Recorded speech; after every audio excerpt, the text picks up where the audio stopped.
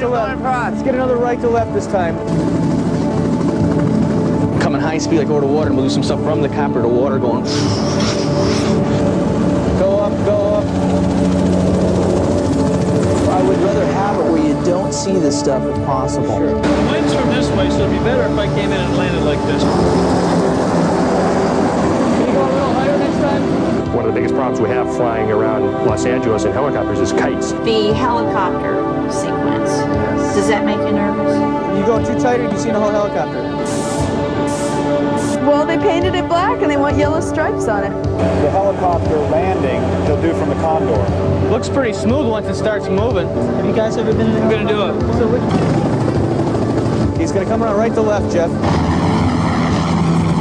The guys are gonna get out. We've got 2 cameras covering them. It's gonna be like this. Toby's gonna be wide. This is fun. We can tell them all, see, it's no fun being over here. Oh, man. The helicopter. The idea here is that since it's not a live show, it's almost like as if the band was rehearsing to go out on a tour. And so the helicopter is just a kind of a high-profile way of introducing the band and the clip. Okay, cut it. That was good. We just, you know, took the attitude, hey, we're going to show the world that you can sing about what you truly believe in, not what you feel you have to sing about to make money. If you don't have good music, if you're not a good band, I don't think people are going to buy your records, no matter what you sing about. We sing about the thing we like best, and other bands sing about what they like best. I think just the words in general are what we're trying to get across to people. The video is more an energetic, happy type thing.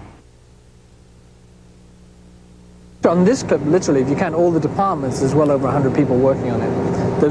What's unique about this clip, or what makes this clip different to all other clips, is scale. Look how big the stage is. You know, it's huge. We couldn't fit this in 90% of all the stages in LA, and we have the biggest stages in the world. A normal rock and roll stage would be 60 by 40.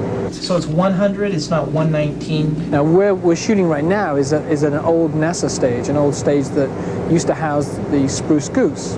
I mean, it's 30,000 square feet. It is a huge space. Well, people don't realize that that kind of stage would, if it was in the Forum, would be in the whole main floor of the Forum. I mean, there'd be like no seats on the Forum floor except the stage. This idea came to us, and a very conceptual thing in terms of creating something that the band had a vision for. We've got this huge $100 bill stage. It's the back of a $100 bill stage with our album on it. It says "In God We Trust," the title of it, and it's just on this huge level. It's like the album cover, the stage setup.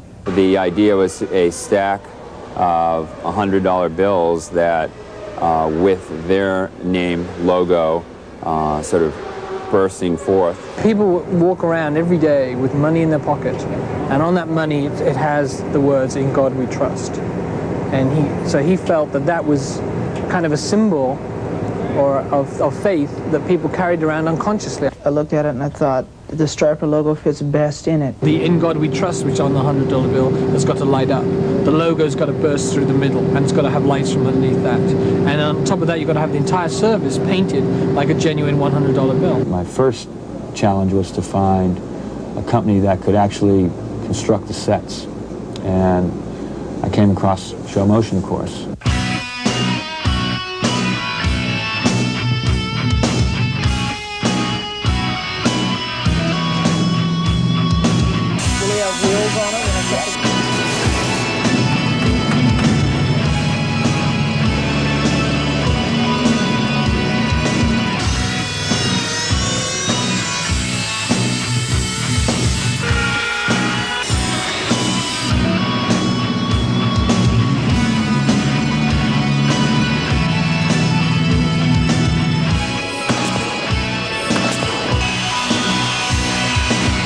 Do you know what's going to happen? Your stage is 150 feet long. The question is it going to be done in time? Oh, absolutely. Did Paul or Jeff call Lee Rose about the lighting for Stryper? How late can you stay and help us tonight? Key grip on the Stryper is John Gilmore. We might be doing something special with Bob's drums tomorrow. Can you talk to Mark Drell from Schubert Sound? Well, once it's built, we just have to figure out what we're going to do once we're up there. He'll be spinning back and forth, playing one set this way and then the other one.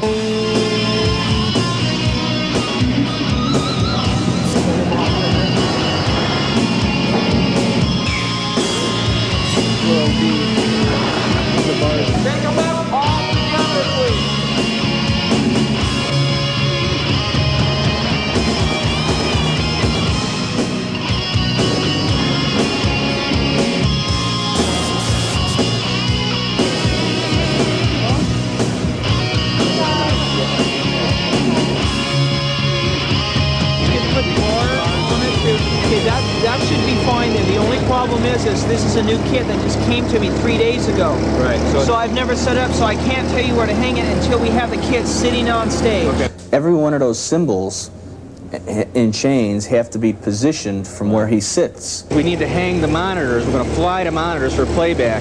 So they figure they're going to get these lights up by about 8 o'clock. I just want to know where they're going to be generally so that they'll all hear the sound loud enough. And then right here you see the stage for the first time. And then that's the deal.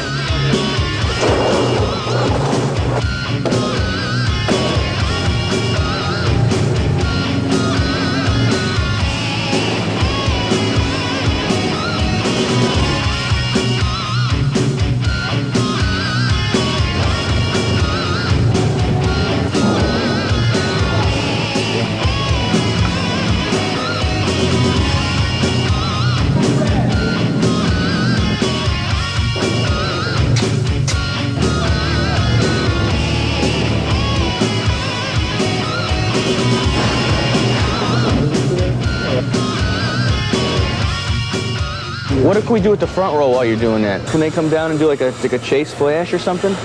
Make some of them red and some blue and see what happens. See how they are right now? While these other ones are doing that, can they just be lit up and spinning around like this? Now, on the I'm Always There For You is where he wanted to see more movement. Right. What's the best color to show the dollar bill from above? Just white?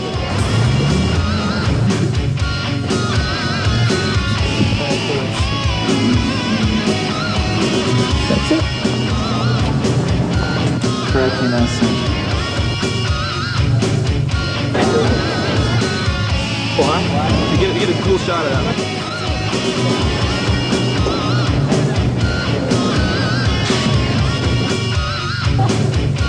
Oh, hey, you know what?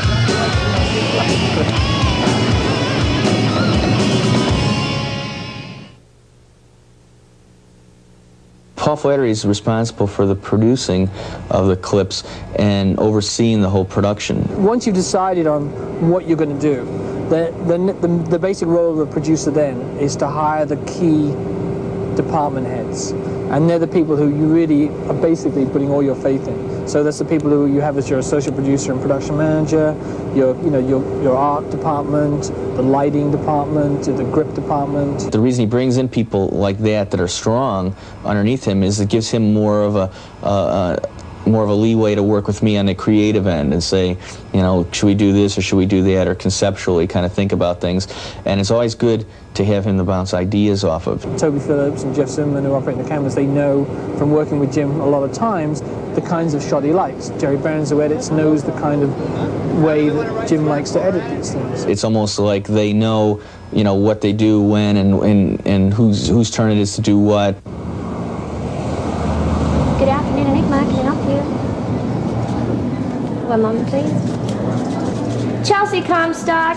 Chris from Sweet Savage on 2. Chelsea, line 2, please. The rock world prior to Stryper really wasn't used to Christian music and heavy metal music being together. Since Stryper's come about, there's a whole genre of metal now called white metal, which is bands that are hard rocking bands that present more of a positive message. Well, their goal has always been to not be a Christian rock and roll band, but to be a rock and roll band composed of Christians. And I think that's the sound that you hear when you listen to their music. We pretty much lit for you to roam the whole front. Like if you had a home base, obviously it would be in the middle and the front.